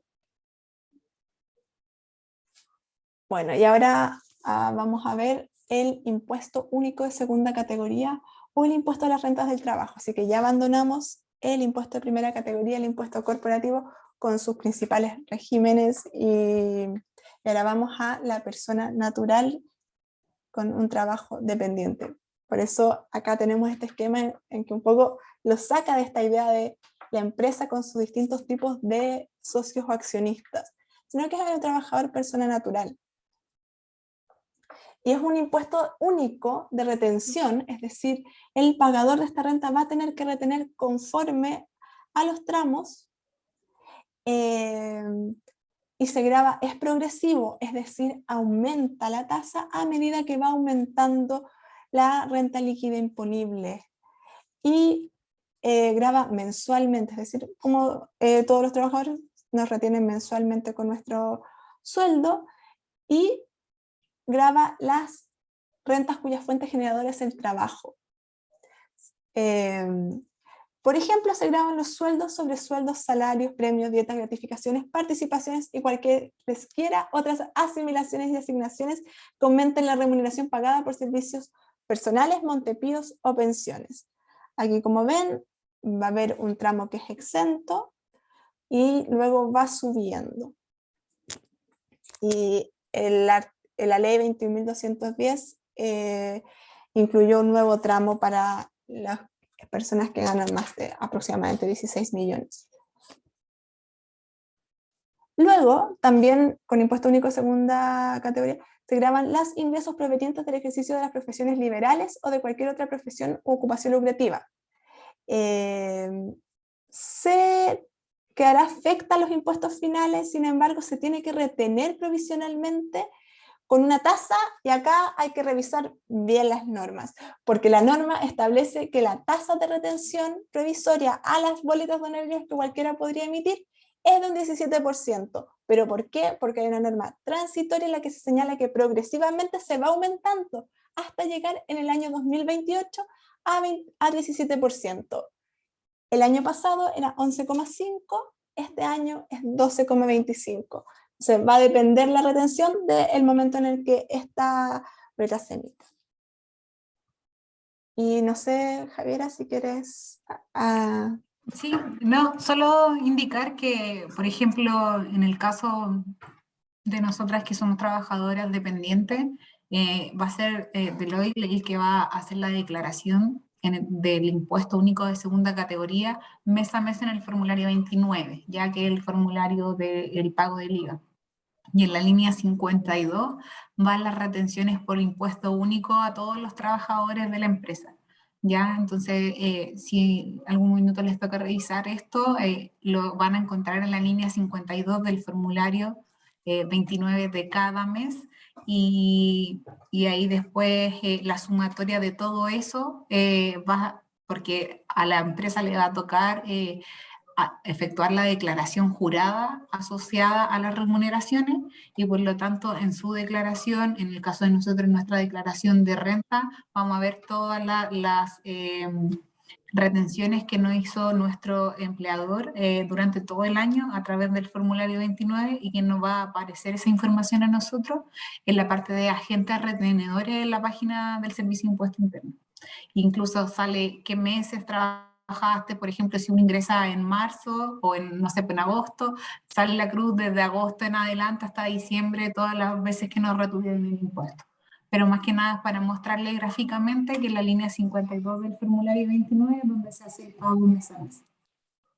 Perfecto. Bueno, ahora vamos a ir de manera súper general sobre el impuesto adicional, que es el impuesto que no solo a ellos, pero que grava a las rentas de fuente chilena, y los contribuyentes son las personas naturales o jurídicas sin domicilio ni residencia en el país. Es un impuesto que afecta, bueno, como ya señalé, la tasa general de este impuesto es de un 35%, sin embargo, el artículo 59 establece otras tasas para distintos tipos de servicios u operaciones. Es un impuesto de retención, la cual debe ser realizada por el pagador. Es un impuesto de carácter único, y no obstante, esta tasa de regla general es 35 o 15 o 20 o 4, conforme a la norma que se aplique. Hay convenios para evitar la doble tributación internacional celebrados y vigentes entre Chile y otros países, Argentina, Colombia, Reino Unido, entre otros, que pueden rebajar y hasta liberar de las tasas. Y en el caso de que se aplique la tasa completa, también pueden haber otros beneficios como crédito en el otro estado. Ahí solo señalar, sí. Carla, disculpa, cuando hablamos del impuesto adicional, tener en consideración que esto está comprendido entre los artículos 58 al 60 de la Ley de Impuesto a la Renta, ¿ya? Es ahí donde encuentran la información relativa al impuesto adicional. ¿Cuándo tenemos impuesto adicional? Cuando tenemos por ejemplo, un socio accionista, que puede ser persona jurídica o persona natural, pero que es extranjero. Por ejemplo, el caso de una sociedad donde su dueña es otra sociedad, pero que está en el exterior. Entonces, si yo le hago una remesa a esa sociedad que está en el exterior, por regla general va a pagar la tasa del 35%. ¿Ya? Pero como le indicaba Carla, podrían haber otros temas por los cuales se paga impuesto adicional, por ejemplo, por servicios, ¿ya? Y eso está, por ejemplo, en el artículo 59 de la Ley de la Renta, en donde si yo presto un servicio, por ejemplo, a Colombia, la tasa, o a Colombia o cualquier otro país extranjero, vamos a tener distintas tasas, ya de acuerdo al servicio de que trate. Pero si, por ejemplo, en el caso de Colombia tenemos convenio, la tasa es rebajada. O sea, no es la tasa que encuentren al momento de abrir y leer la Ley de la Renta, sino que va a ser la tasa que indica el convenio de doble tributación. Entonces, ahí es un poco más que hay que ir a analizar caso a caso cuál es el servicio, pero generalmente a nosotros nos llegan las preguntas cuando el holding empresarial también está afuera y se prestan servicios entre las relacionadas, o le venden un servicio a una sociedad que es extranjera y no saben qué tasa de retención hay que aplicar. Entonces eso lo vamos a ver del 58 en adelante de la ley de la renta, para que siempre eso como lo tengan en consideración. Exacto. Entonces, el 58, en primer lugar, grava con esta tasa general de 35% las remesas de un establecimiento permanente a la entidad domiciliada en el extranjero. En segundo lugar, los dividendos de una sociedad anónima a su accionista domiciliado en el extranjero. Como ya señaló Javiera, también la enajenación indirecta de acciones, cuotas o títulos, es decir, una operación que se da en el extranjero, pero cuyo subyacente, es decir, el centro, el corazón en realidad de esa venta de acciones, es que tiene una sociedad abajo que es chilena. Entonces se entiende que también hay una venta indirecta de la sociedad chilena y también paga impuesto adicional. Ahí hay que cumplir ciertos requisitos, pero tampoco queremos como llenarlos de requisitos que pueden también cambiar más adelante. Y también, como señaló Javiera, hay otras tasas, aparte de la tasa general de 35%, que están en el 59%, porque se graban otras operaciones, en general servicios, en general, no sé, regalías, software computacionales que pueden tener distintas tasas de acuerdo si son estándar o no, también los intereses con una tasa del 4%, remuneraciones por servicios prestados en el extranjero con tasa del 35%, pero que pueden ser rebajadas a un 15% si son de carácter técnico, ya sea prestados en Chile o en el extranjero. También en el caso de ciertos servicios o bienes exportables, hay ciertas actividades que también están exentas por el hecho de apoyar esa actividad de exportación. Entonces, es un caso a caso. Es primero establecer si la norma chilena grava o no el servicio, la operación en sí, y luego si la grava, si no está exento, liberado, vamos a tener que ver, hay un convenio, si hay un convenio, qué artículo le aplica, y de hecho yo honestamente creo que es una de las partes más entretenidas de mi trabajo, al menos acá, me gusta mucho hacer esto, así que, porque siempre tiene algo que uno puede aportar.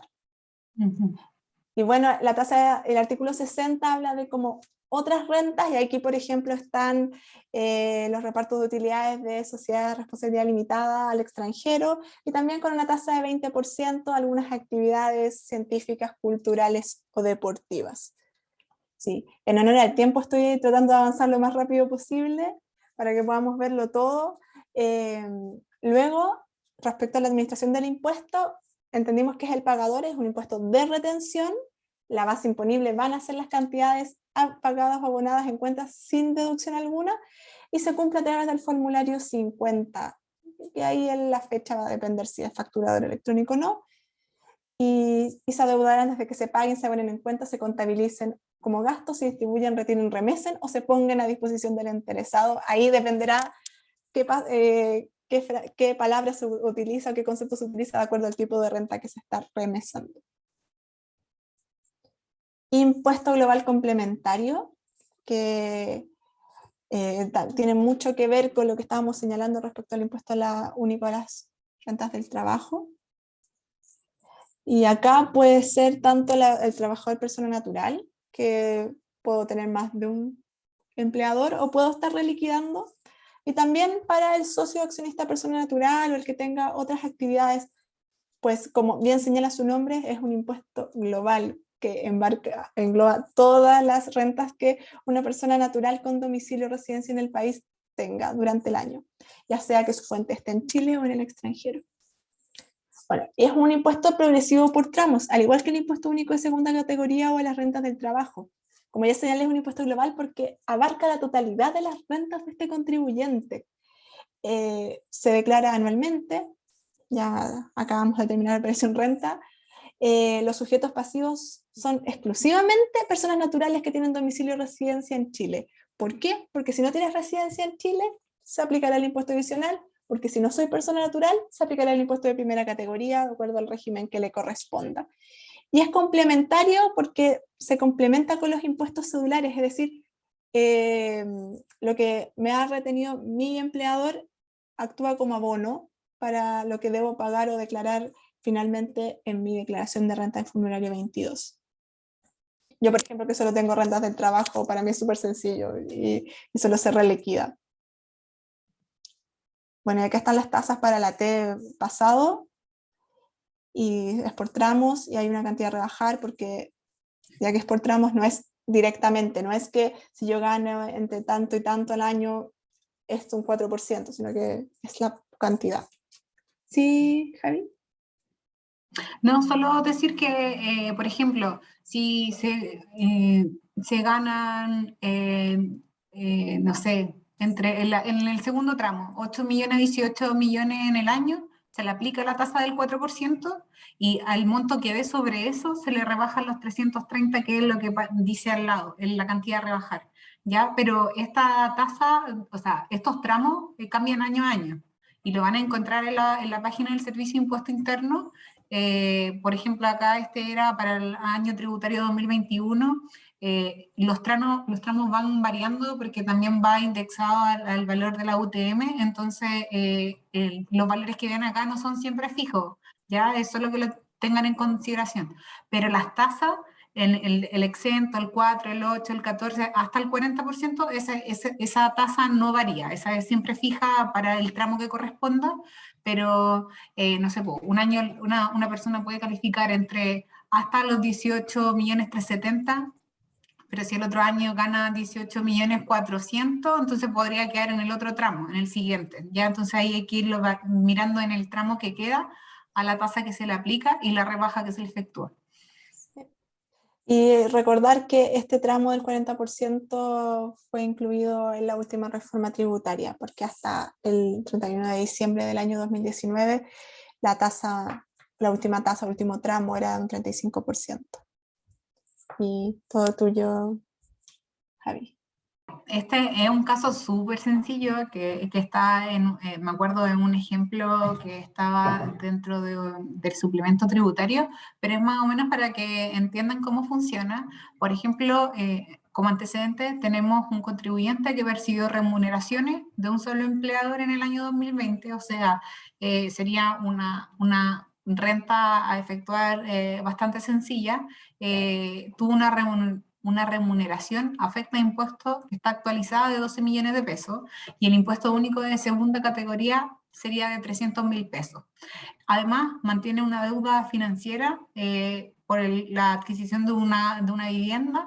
La entidad bancaria con la cual contrajo esta obligación informó a través de sus declaraciones juradas, el banco informó que tiene pago de intereses por un total de 600.000 pesos en el año, asociado a este crédito hipotecario. Luego el contribuyente no percibió ninguna otra renta y los datos están actualizados. Vamos a la siguiente slide, Carlos. Entonces, con estos antecedentes vamos a determinar cuál es la base imponible de este contribuyente que es un trabajador y que tiene una casa y paga su hipotecario. Ya en las remuneraciones, 12 millones de pesos, se le hace la rebaja por los intereses, entonces la base por la cual está afecta el impuesto único de segunda categoría son 11.400.000.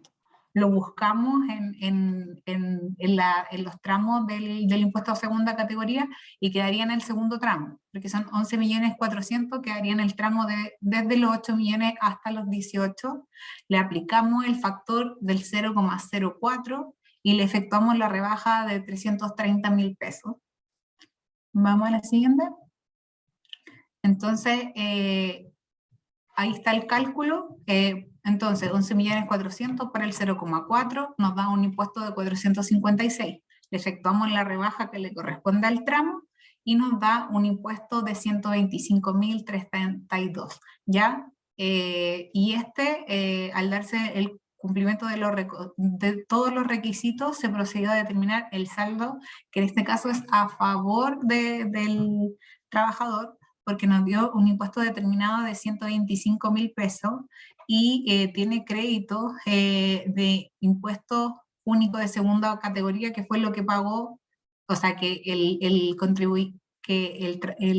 empleador pagó a nombre de él mes a mes de 300.000 pesos. Entonces 125 menos los 300 nos da una devolución de impuestos de 174.000 pesos que va a poder solicitar el contribuyente a través del formulario 22 cuando llene en abril la parte del global complementario, los recuadros correspondientes, y tienen que ingresar su número de cuenta y a partir de mayo ya el Servicio de Impuesto Interno le haría la devolución de este dinero.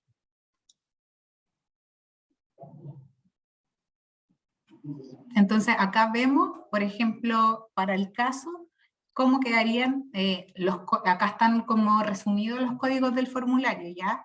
Entonces tenemos de sueldo 12 millones, pensando que estos están actualizados por corrección monetaria el 31 de diciembre, ¿ya? Luego en la línea 18, los intereses que eran 600.000 pesos, la base imponible me da 11 millones 4, el impuesto global complementario en la línea 21 eran 125.000 pesos, pero tenía créditos por el impuesto global complementario, por impuesto único de segunda categoría que el empleador me pagó durante todo el año de 300.000 pesos, lo que da una devolución de 174, que se traslada hacia la línea de abajo, llegando automáticamente, esas se llenan como de forma automática, y llegamos a la línea 88, que sería como la devolución a solicitar de los 174.000 pesos. Ya esos son como los códigos que lo van a ver dentro del formulario, y eso sería como la declaración de renta de una persona común y corriente como cualquiera de nosotros, que no tiene más que su deuda hipotecaria y el sueldo que gana en la empresa. ¿Ya? Ahora, nos vamos a encontrar con un global complementario mucho más difícil. Por ejemplo, los globales complementarios que nosotros vemos en general tienen renta, porque recibe sueldos de una sociedad en la que trabaja, además tiene participación en otras sociedades donde le distribuyen dividendos, tiene arriendos de, no sé, de distintos departamentos, algunos que tienen algunas exenciones tributarias y otras no, y así un montón de temas que se incluyen en el formulario 29, pero esto sería como lo normal que ustedes verían con una persona como común y corriente, por así decirlo. Sí. Y bueno, y para terminar y también como para dejar una introducción a lo que podría ser una próxima charla, establecemos este pequeño como camino de lo que es el ciclo del contribuyente, que pueden hacer una sociedad, una empresa de las que vimos que afecta impuestos de primera categoría, pueden hacer de distintas maneras. Ya vimos que puede tener distintas estructuras, puede ser una sociedad por acciones, puede ser una sociedad de responsabilidad limitada, o puede ser una sociedad anónima, por ejemplo, y pueden hacer ya sea por escritura pública de constitución, en una notaría, van todos los socios, vamos, Evelyn, Javier y yo, y constituimos una sociedad, o también podemos ir a la página de Tu Empresa en un Día, que es una manera mucho más sencilla. ¿Y por qué es mucho más sencilla? Porque en el caso de la forma clásica de la escritura pública de constitución, uno va a tener que, un extracto de esa escritura, que es una especie de resumen, va a tener que inscribirla en el registro de comercio respectivo, y además vamos a tener que publicar este extracto en el diario oficial. Y ahí ambas formas se unen y vamos a tener que ir a Servicio de Impuestos Internos, donde está el ciclo de vida del contribuyente. Primero vamos a tener que obtener el RUT. Antes la obtención del RUT y el inicio de actividad se hacía de manera paralela. Ahora hay unos pasos debido a que todo es electrónico en virtud de la Ley de Modernización Tributaria del año 2020. Luego de obtener el RUT, iniciamos actividades, obtenemos la clave web. A lo largo de la vida del contribuyente, además de las declaraciones de renta, además de todas las declaraciones juradas que ya Javiera señaló para cada tipo de contribuyente, podrían haber otros aspectos. Cambiamos la estructura, entró un nuevo socio, salió un socio, aumentamos el capital de la sociedad, por ejemplo, cambiamos la administración de la sociedad, y todo ello se tiene que dar cuenta en la página del servicio de cada una persona, en la página personal o en el sitio personal de cada contribuyente. Y eso de nuevo vamos a tener que ir a hacer los servicios de impuestos internos. Hasta hace pocos años atrás nosotros teníamos que hacer un formulario, llenarlo a mano, firmarlo, o que lo firme el representante de la empresa, e ir presencialmente al Servicio de Impuestos Internos, donde un fiscalizador iba a revisar que todos los antecedentes que uno tuviera estaban correctos. Esto ahora todo es electrónico. todo es por la página web del Servicio de Impuestos Internos. Y lo que genera bastantes ventajas, pero también algunas desventajas, porque algunos contribuyentes que se escapan de la idea normal de contribuyente no cumplen con los requisitos o los formularios que se establece en la misma página. Y además de todo lo que debemos cumplir frente al Servicio de Impuestos Internos, estará la obtención de la patente comercial ante la municipalidad respectiva, que como señalamos también afecta a las sociedades de inversión. Sí, aparte, como para finalizar, existe igual información en línea entre el Servicio de Impuestos Internos y las municipalidades, ¿ya? Así que eso igual lo podemos dejar para otro ciclo de charla, donde vamos a explicar y de manera muy práctica cómo funciona la página del Servicio de Impuestos Internos, como para que ustedes puedan tener una experiencia más práctica en esa materia, y cuando lleguen a las respectivas empresas a hacer sus prácticas profesionales, a trabajar, o las pasantías, en el programa de pasantía que nosotros tenemos, ya tengan una idea de cómo hacerlo, ¿ya? Que esto es súper importante también tenerlo presente, ¿ya? Y no tan solo una vez egresado como contador auditor, sino también en el intermedio de obtener el título de contador en primera instancia. Entonces, eso es súper relevante. Bueno, ha sido una charla extensa, yo sé que mucha información. Tratamos de hacerlo lo más amistoso posible porque es mucha información el sistema tributario chileno, pero estoy segura que con los profesores de las cátedras que ustedes tienen, en más de alguna ocasión van a ahondar en cada uno de estos sistemas, y es importante que ya tengan un espectro de esto. Y quiero agradecer especialmente a Ámbar Soto, que estuvo toda la charla con su cámara encendida, ¿ya? Así es que para que ahí la note Sandy, ¿ya? Por la atención que tuvo. Gracias, Ámbar. Y bueno, no vi consultas, estuve pendiente del chat, tampoco vi intervenciones que levantaran la manito, así que bueno, Sandy, por favor, siéntanse libres de hacer alguna consulta, los alumnos si es que requieren algo adicional, y nos programamos para la siguiente charla. Espero que haya sido de utilidad para ustedes. Sí, yo igual ahí dejé mi correo en el chat. No sé si muchos alcanzaron al inicio a escuchar, pero yo soy de la Universidad de Valparaíso, le tengo mucho cariño a mi universidad, así que dejé ahí mi correo. Si tienen alguna duda de lo que vimos en esta charla o cualquier cosita, me pueden contactar y yo feliz de ayudarlos. Si quieren algún día venir a visitarnos también, acá estamos con las puertas abiertas para ustedes, y de verdad con mucho cariño esta presentación, espero que les haya gustado. Sé que es mucha información, tratamos de resumirla lo más posible, pero bueno, ahí si quedan dudas, feliz de poder ayudarlos. Sí, muchas gracias. Realmente, bueno, trataron varios temas. La verdad es que es bien amplio esto, y además como va cambiando tanto, yo creo que a lo mejor dudas a lo mejor los estudiantes van a quedarles, ¿ya? Tal vez sería importante que lo que hayan anotado, hayan recogido, tal vez lo puedan plantear en la próxima sesión, porque ya igual se nos pasó el tiempo rápido. Y el tema al final que plantean, yo creo que eso es algo que sí o sí sería muy bueno que lo pudieran tratar en una próxima charla, ¿ya?